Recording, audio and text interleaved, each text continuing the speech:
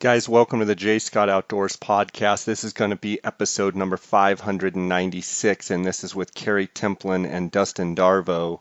Dustin is with the Arizona Game and Fish Department, and Carrie is with the Tonto National Forest, and we're going to be talking about the Woodbury fire.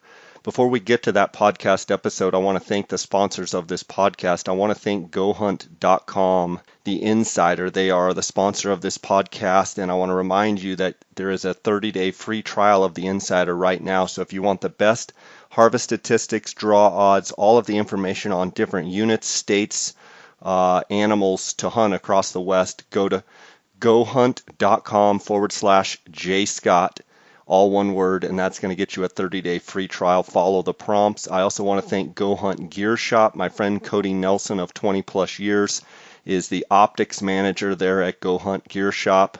If you have any optical, binoculars, tripods, any glassing questions, anything to do with optics, if you'd like to buy optics or spotting scopes of any kind, rifle scopes, anything to do with glassing, give Cody a call, 702-847-8747, that's extension 2, or you can also email him at optics@gohunt.com. Also remember that the month of August, there is a Gear Shop giveaway for a $1,000 Go Hunt Gear Shop giveaway gift card.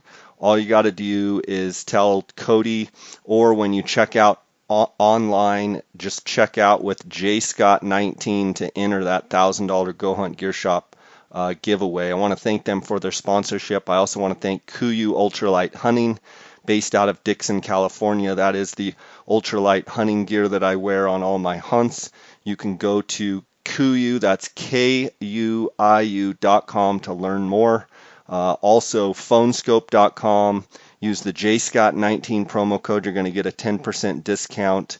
Phonescope is the digiscoping adapter piece that I use with my iPhone X to take videos and photos that you see on my Instagram. And then onxmaps.com. Use the JScott19 promo code.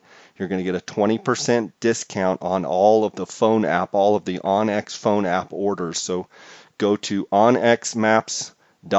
Use the JScott19 promo code. Guys, let's get right to this podcast episode. I want to thank you guys for listening. If you have any follow-up questions or any questions at all of me, you can send me an email at jscottoutdoors@gmail.com.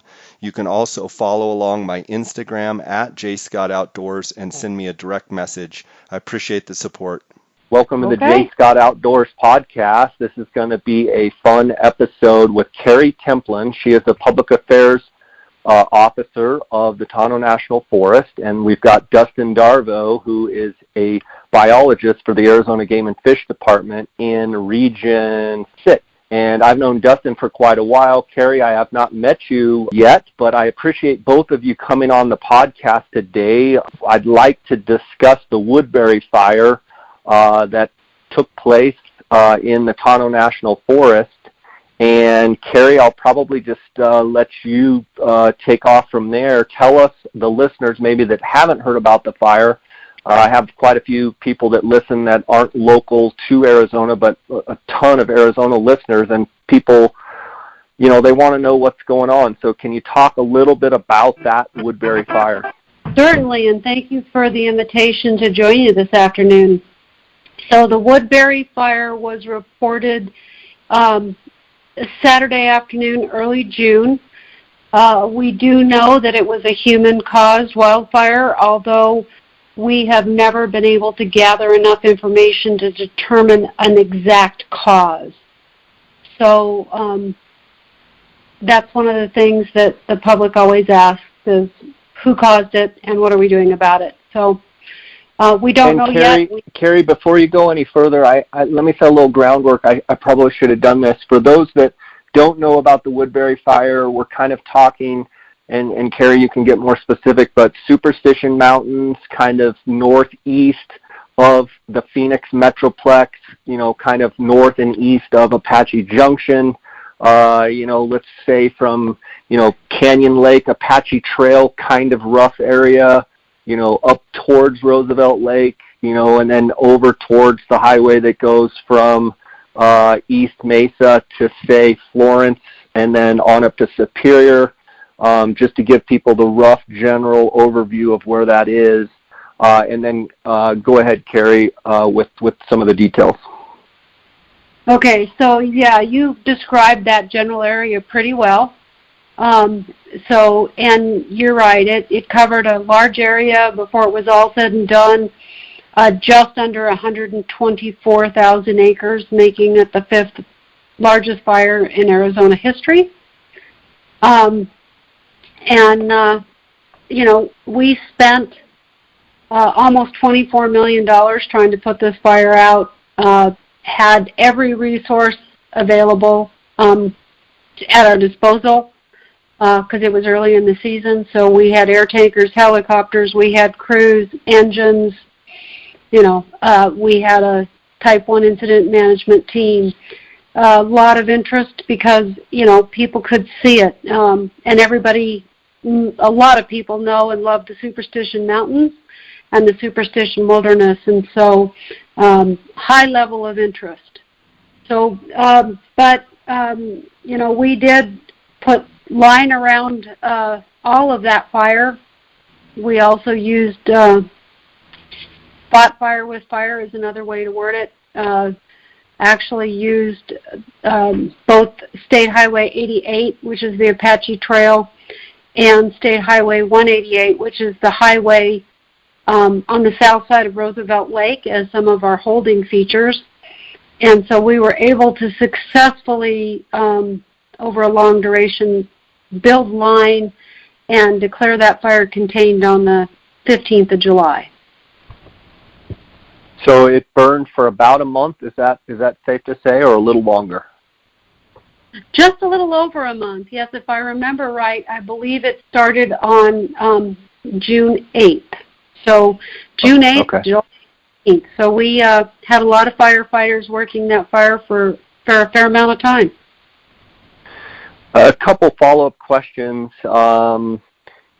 Because it was early in the season, is it one of those things that it's a blessing that it was early in the season, because potentially if it would have come at a later date, could have it gotten a lot more out of control, or do you think that those holding points where you guys were able to hold and stop the fire, that would have also held true if it was, say, a month later and started in mid-July?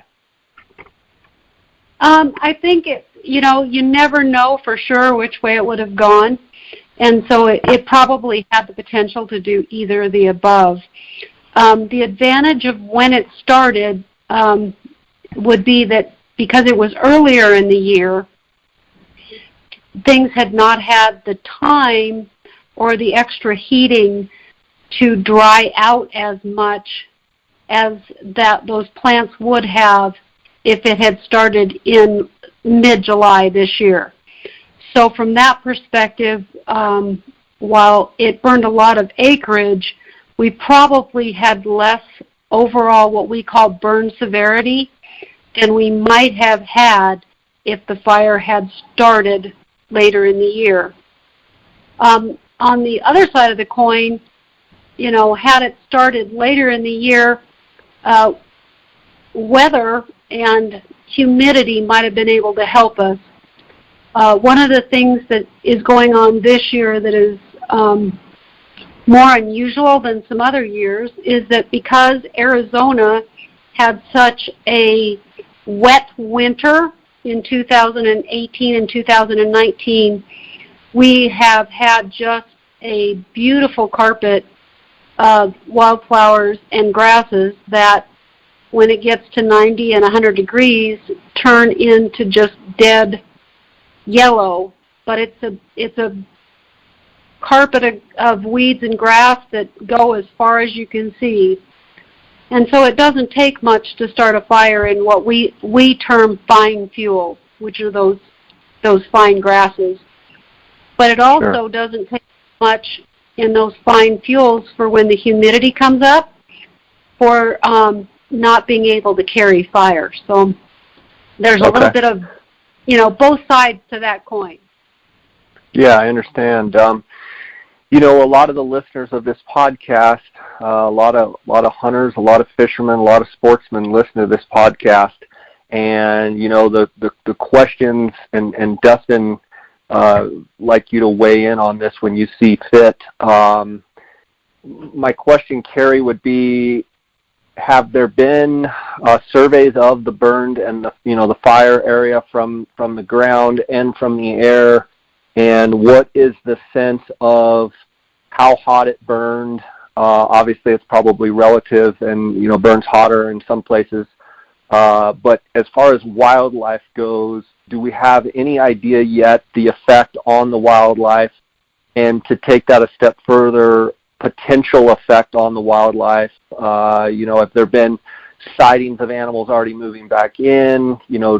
Was there mortality? All of those good questions. Both of you, weigh in what you know.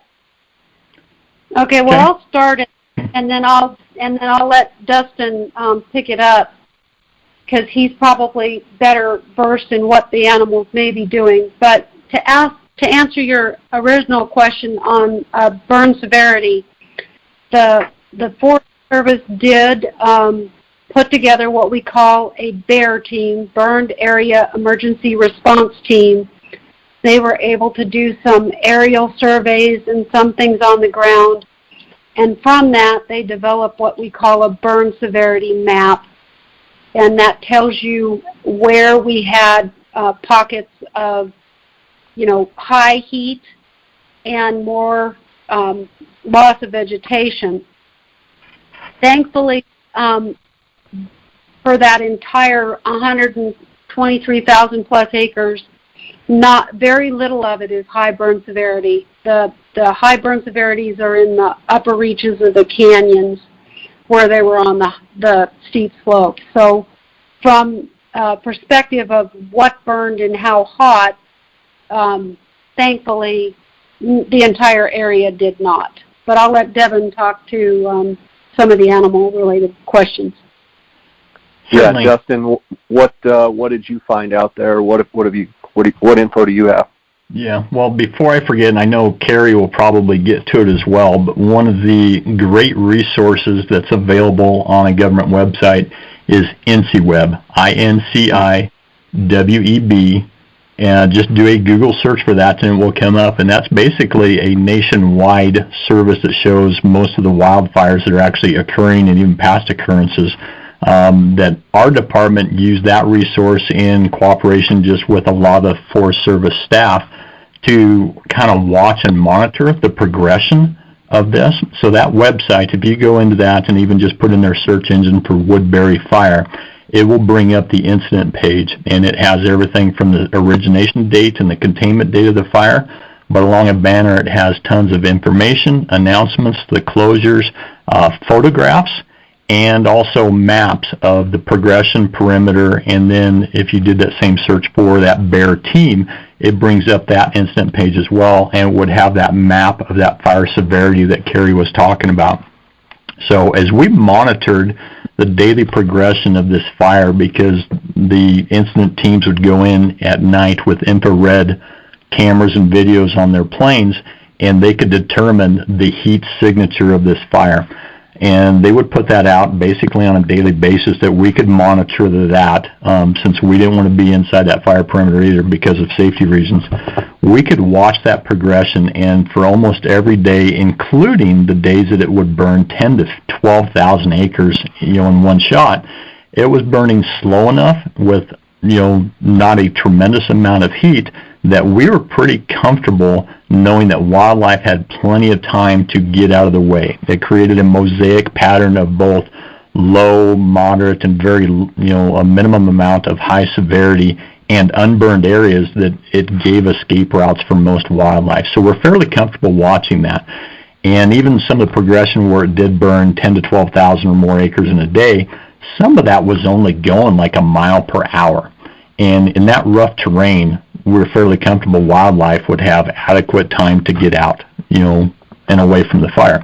We were seeing a little bit of an increase on the fire perimeter of wildlife kind of coming out, but once again, we stayed out of that area, just for safety reasons, to stay out of the way of all the fire, containment operations that were going on. So as this started to reach containment and we started working with the BEAR team, which their job, and Carrie can get into that a little bit more too in a little bit as far as the main responsibilities of the BEAR team, to monitor, runoff from flooding and safety issues that are with that. Wildlife is left up to the state. So when this fire really started to expand, we already made requests to get some out-of-cycle survey money to take a helicopter in there once the containment was there and the safety measures were lifted and flight restrictions were lifted that we could go in there.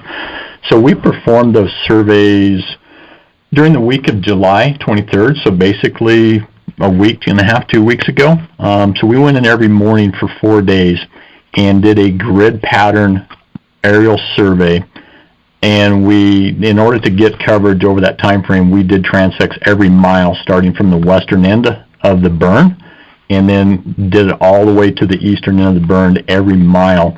And we included at least a half a mile, a little bit more outside of the burn to try and catch that maybe increased density of wildlife that escaped that fire.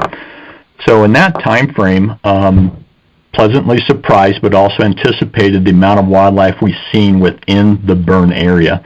So there was already a little bit of regeneration of vegetation going on, and we hadn't even got any precipitation yet, so that was kind of good to see.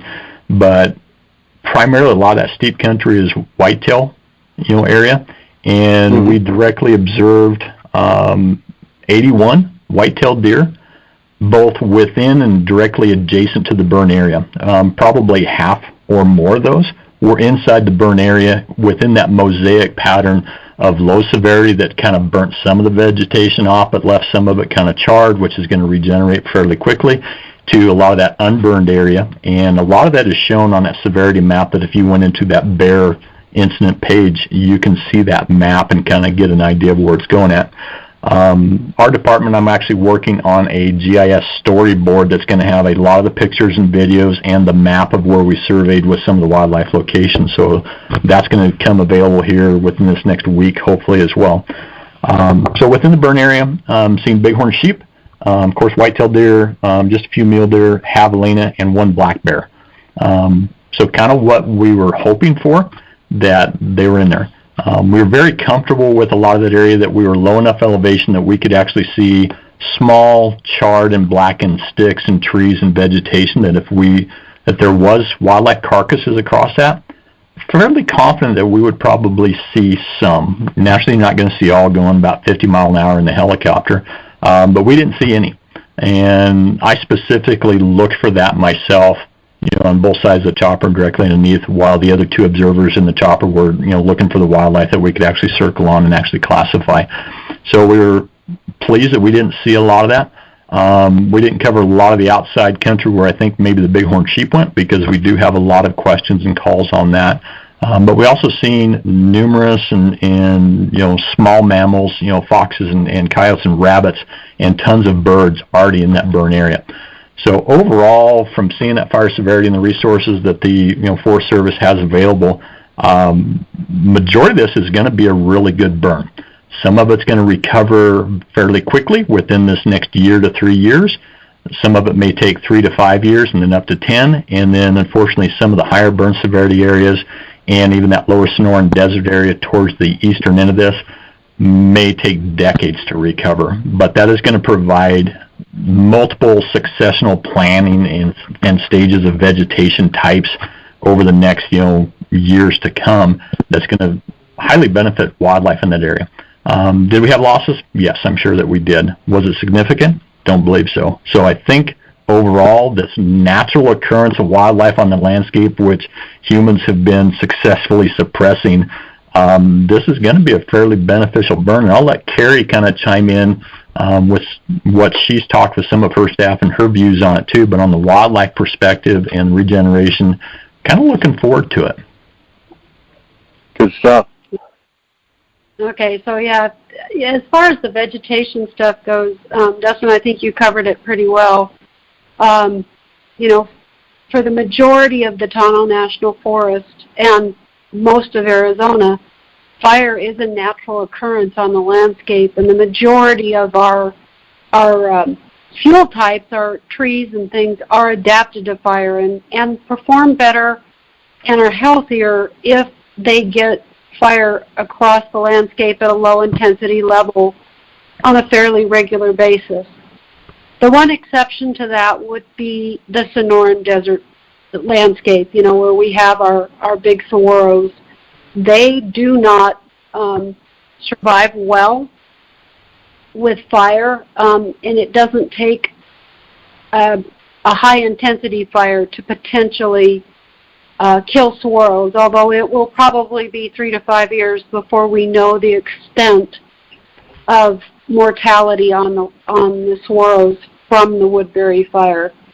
However, it would not be uncommon for a majority of those saguaros that actually have fire burn under them to perish because of this fire. They're very sensitive to the heat and to the fire, unlike a lot of the other vegetation by far. Oh, very definitely. Because of the way a saguaro is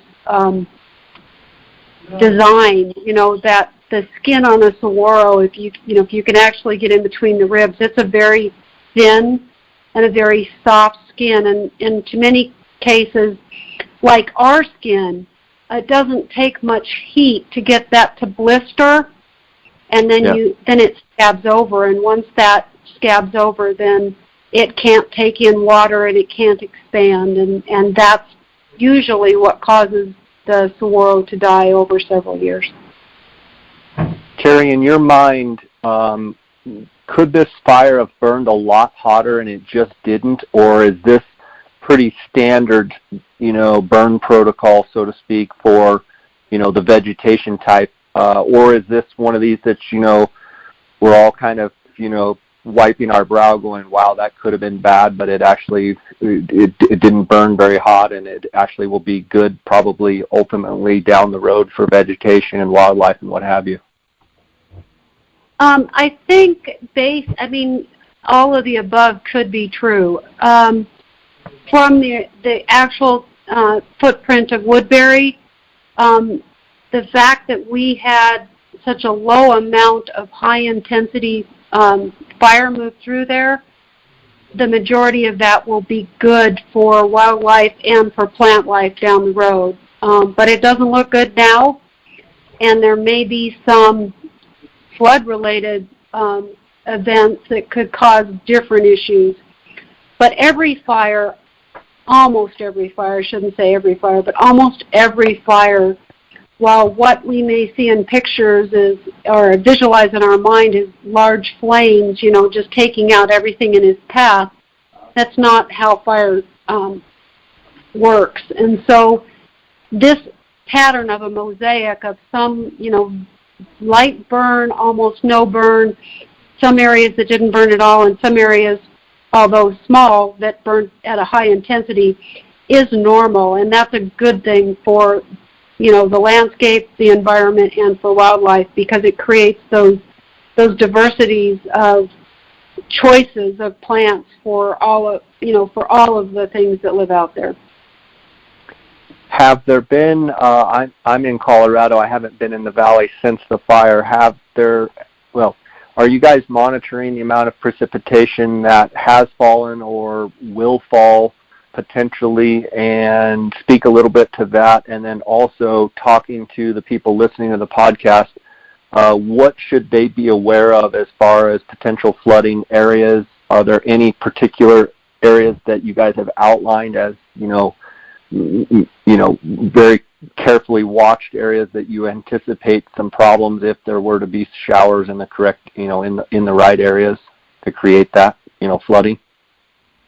Certainly, and that's a perfect segue to what the BEAR team does, because part of their role is to sit down and model what they think might happen if you got rain in those watersheds, and they know, what a typical flood flow would be from an unburned area with rain, and then they take that same amount of rain and they model it based on no vegetation and what could happen. And so they did that and pulled together a report, and then they have spoken to the communities that are directly adjacent to the Woodbury fire, which would include the town of like Roosevelt. There's some private property on the east side. Some of the stuff that's like in Gold Canyon and Apache Junction, and then stuff, right along the Apache Trail. And they've talked to individual ranchers, and they've talked to some of those communities that are potentially in a floodplain or potentially in an area that could experience a heavy flood. So that the individual community members have been tied in, and they're aware and are watching and are working with the local community emergency management on how best to address that. Because nothing, any of us can do can prevent a natural occurrence, whether it be wildfire or whether it be a monsoon summer rain. From the perspective of somebody going out to go to the lake, any one of the chain of lakes, or hiking, those kinds of things, we always recommend several things. One is check the weather before you leave so you know what the potential is. Sign up for, emergency alerts for whatever county you're going to be in, and then always watch the skies, because you don't have to be directly near the rain to be affected by a potential flash flood. Sure. So that is part of the reason that we have several areas that remain closed due to the Woodbury fire. That includes working with the Arizona Department of Transportation. The middle 8 miles of State Highway 88 Apache Trail is still closed. There are some concerns for whether or not those historic bridges could sustain a monsoon storm. So have there been some? Pardon me, I'm sorry. No, go ahead. Ask. Have there been some rain showers, or has it been fairly dry on top of the burn area? We've had several flash flood alerts, but I have not heard anything that we've actually had significant moisture over the burn area yet. So, like probably the rest of Arizona, it has been spotty at best. So a little bit of the area has had some rain, but nobody's had enough yet. Okay, Dustin, a couple questions for you. You said you guys monitored 81, I believe was the number, of white-tailed deer, a black bear, a handful of bighorn sheep, rabbits, a lot of that kind of stuff. You mentioned the bighorn sheep. Has there been an exodus of sheep in historical areas that have now moved over? And, has it been, have your guys out in the field, or has anybody reported, abnormal amounts of sheep that have moved in, some particular direction or another? Nothing that would, lead us to saying specifically that we have more sheep in this area because of this fire event. That's something that we added on our survey transect lines, was to make sure and go into both known sheep areas that were adjacent to this fire to try and, because we know what those densities are in some of that area, to try and gauge that if we did have an increase. Anecdotally, some of the guys that work at SRP and a couple of the dams, both at Apache Lake and at Canyon Lake, have made comments to us that they have seen a few more sheep, especially in that Fish Creek area. A lot of people are very familiar with that, and it has a lot of bighorn sheep, very rough terrain, but there's so much hiding cover in there, we don't know. We may try and do an extra survey in mid-late October, because that's when they're a little bit more visible and the rams will come out, and we might get some vegetation. They might move out and see if we can go in there and try and monitor those once again. Naturally, both the general public and hunters have been commenting on that, because that is a very coveted hunt permit tag to have in this area. So they're naturally very concerned and wanting to know what's going on with bighorn sheep. So still a little bit unknown on that, but like I said, when we flew over those traditional areas where we knew the sheep were at, and seeing the amount of burn that went straight up cliff faces where we knew that sheep occupy, it was kind of surprising to see that fire would progress across the top of those rocky cliffs and everything, but didn't see any carcasses whatsoever, and we were specifically looking for those, which is good. And that area there was a low burn intensity and severity, so they definitely had the opportunity to move out of that area. Some of the bighorn sheep that we did see were back in the burn already, which is good, because wildlife knows the most nutritious, most beneficial, succulent plants and vegetation out there is stuff that comes up right after a burn. So they definitely find it very quickly. As far as, I wanted to take a step back real quick. Carrie did a good job explaining what the bear team does and everything. And based on some of their recommendations, when we integrated some of that into the surveys that we did during that week, as we were ferrying back and forth, we would hit some of those drainages that they would mention that there were concerns. We actually put some of our aquatics, staff there that deal with our fisheries and the streams that are in there, because we do have Gila top minnow and longfin dace in some of those drainages, and we wanted to see whether or not that's going to get flushed out, if it's going to kill off those populations once all that sediment and ash flow comes into those drainages. And for the most part, the ones that our department has been monitoring long term, most of them look pretty good, that either if we do end up some losses, we can restock those fairly easily. A couple of the drainages actually have some non-native, like red ear sunfish or green sunfish in those areas, and some of them may look like, if we get sediment flow in those, it'll take care of our issue and get rid of some of those non-native, introduced species in there, and we can go back in there and put native aquatic wildlife back in those. So sometimes, fire's a really good thing that we don't know until it's all said and done. But like I said, for the most part, we have a lot of hunters that are interested in that area, especially with the whitetail tags coming up, and mule deer permits both in October, November, December. That I keep telling people it's a little bit too early to speculate on a lot of that. We don't even know, some of that area may or may not be closed, so we're continuing to work with the Tonto on that and just monitor that public safety is foremost on the top of the list for all of us and everything. But overall, things are looking pretty good. I know we talked about the precipitation.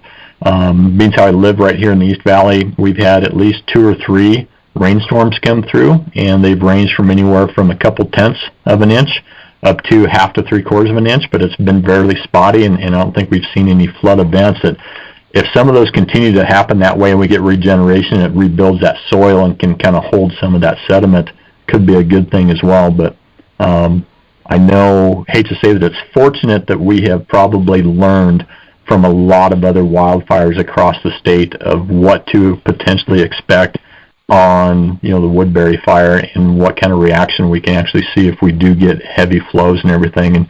And that makes it pretty easy to predict some of the stuff for closures and recommendations and everything, and try and mitigate that as it happens, and then, of course, after it happens. Sure, absolutely. Just for those, I'm going to definitely check out those burn severity maps and, take a look at all that. That's some great resources. But just for people, just from an audio perspective, trying to picture some of this, correct me if I'm wrong, the fire did not cross to the north of the Apache Trail. In other words, all of the Woodbury fire was contained on the south side. Say when you're going from, I guess it would be Tortilla Flats to Roosevelt. In other words, it burned on the south side of Fish Creek, but not on the north side of that 188, or is it 88 or 188? 88. Whatever, the Apache Trail. It all stayed south, right? It did, and I know a majority of your listeners, and a lot of them are, nationally hunters, and including Arizona, that a lot of people are familiar with this and being Game Management Unit 24B. So the fire was basically contained within 24B. I kind of pulled up on a map that just overall the whole Game Management Unit is 497,000 acres. This fire burned to 124,000 almost. But if you pull out some of the communities of Gold Canyon, Apache Junction that are within that, it's probably more realistically to about 350,000 acres. So this fire burned probably a third, if not 45% of huntable area within that Game Management Unit, which is fairly significant. So we'll definitely be monitoring harvest success, coming up this fall, because with a lot of this vegetation gone, they've lost a lot of their hiding cover. And if it greens up, that wildlife that may be during those hunting seasons will be vulnerable to, the gun and to harvest and everything. So we're going to have to monitor it very, very closely and, look at those trends and adjust, permit levels to make sure that we are not over harvesting any of those huntable species within this unit. So maybe decreased opportunities in the future, maybe increased. It's too early to tell on a lot of that. But just kind of rest assured, our department's, mission is conserve and protect, the wildlife in Arizona for future generations, and this is no different. Major wildfire, but in the long run, as we've already discussed, I think this is going to be a very beneficial burn.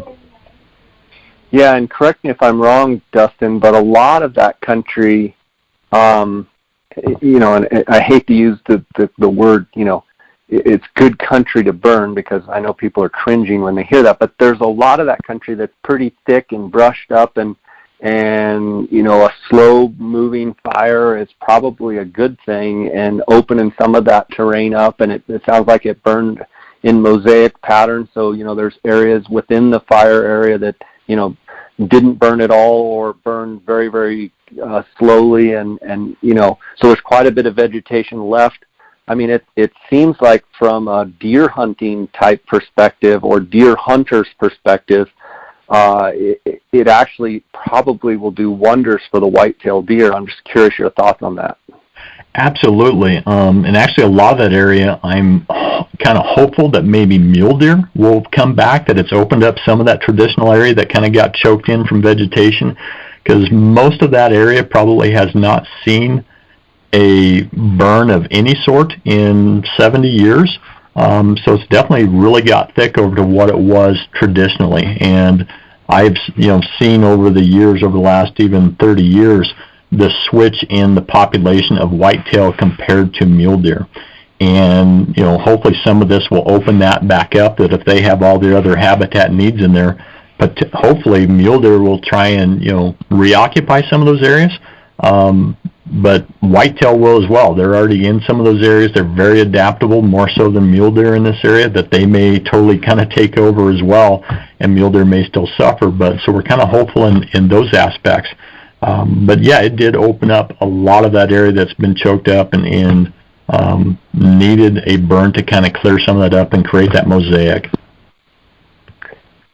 Speaking about some of the smaller animals, Dustin, in fires such as this, is there any one particular animal that does not fare well at all in burns? And from a lot of the positivity that I'm hearing, is there any oh darn, it's going to wipe out the such and such? I mean, educate us on anything out there that maybe it's going to hit pretty hard and it'll be years before that bounces back.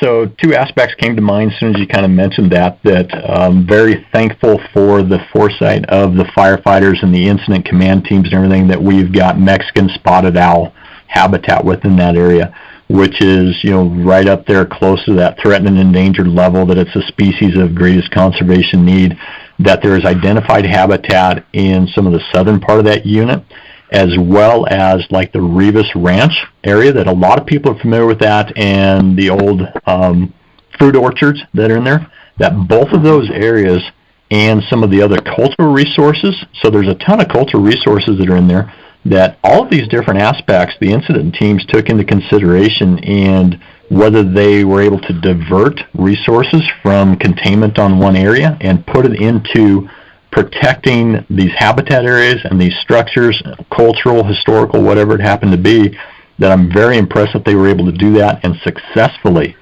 protect that area. That a lot of that Mexican spotted owl, habitat is kind of condensed, not very broad, that they were able to go in there and use their fire retardant, use the helicopters with drops, fire lines, whatever it was, and protect some of that core habitat area.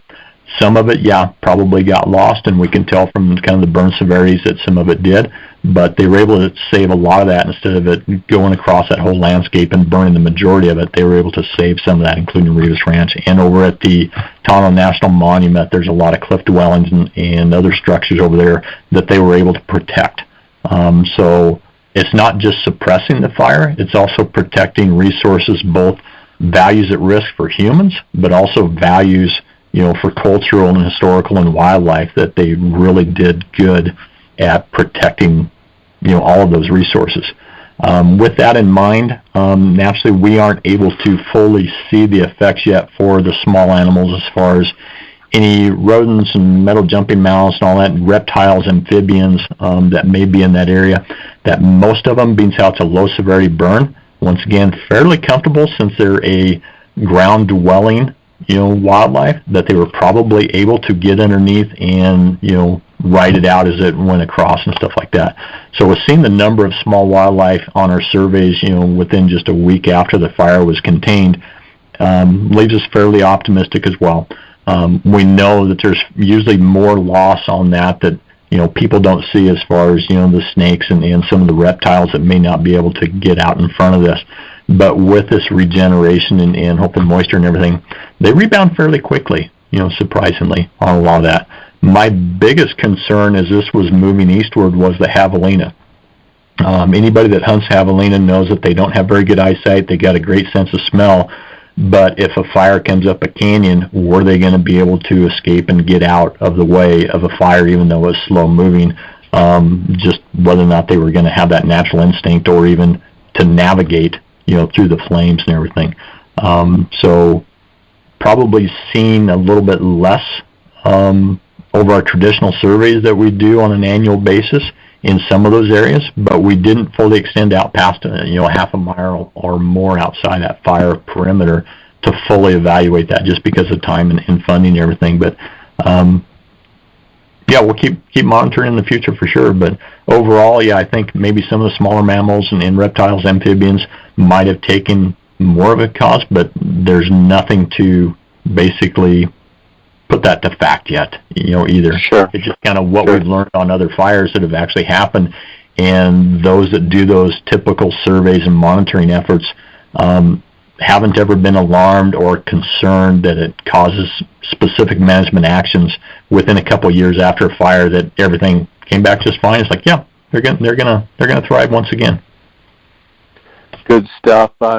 Carrie, I want to give you a chance, if you feel like I missed anything that's important, and then Dustin, you be thinking about it as well. Carrie, anything that I missed not asking, or any important information that you think the listeners need to hear, please feel free to take the floor and answer that. And again, I appreciate both of you coming on and sharing with us about it. I know it was something that people have a lot of questions about, and I think this will answer a lot of them. So please, if I've forgotten anything or you think it's necessary, take the time here to let us know. Oh, well, thank you for that opportunity. I think Dustin did an excellent job explaining a lot of the stuff about fire and how it worked, and I appreciate all of his time and efforts with that, because I think that helped educate and inform the public. The one thing that I would like to leave with everyone is just that a fair amount of the Superstition Wilderness does remain closed. Currently, there's a closure order in place that goes into September. The reasoning for that has to do with the unpredictability of the monsoon storms. And if you get into any of those trails, you're a long way from anyone or any help. And if you got stranded in there, you'd probably stay. And if you did not have cell coverage, no one might know you're there. So the area is closed, through the monsoon season. All any of us can do at this time is watch the storms and hope, like Dustin said, that we get, light storms that just continue to provide a little bit of rain and not heavy monsoon moisture. So, and we'll keep, as an agency, keep continuing to evaluate what's out there and how that environment is reacting to the weather, and we will adjust accordingly as we see how this summer plays out. Thank you very much, Carrie, and thank you for your public service. It's probably sometimes you don't get thanked a lot, but I want to thank you from myself and from my listeners taking the time to answer my questions. Dustin, anything that you feel like we need to cover that we did not? Probably not. If people got specific questions, they can definitely call the Mesa Regional Office and ask for, one of us in the game program or wildlife program. I'm probably going to get me, being so I've probably been one of the most involved. Or, Kelly Wolf with our habitat program was assigned to the bear team, was instrumental in dealing with our staff within the region on all wildlife issues and bringing that to the team to make them aware and, just including our part. So want to reciprocate, the thanks and the gratitude to, all the members of Tonto National Forest, including Carrie. It's always interesting to see what process they have to go through and understand the day-to-day activities and, just the chaos that nobody ever sees that's involved in any one of these instances and everything, and how smooth it comes out on the end. So definitely they put in a lot of work, and actually they are constantly updating their website. So another plug for the Tonto National Forest, people can go into their website and they can look over on the right hand side of that page, and there's fire closure orders and everything that are continually updated, that if the public is interested in going and back out and recreating in that area, definitely check those closure areas. They are there for your safety, for sure. But it opened up our eyes immensely. You can get so much off of the photographs that are on the InstaWeb incident page, and then you can kind of guess what it looks like on the fire severity maps and some of the other photos that are provided.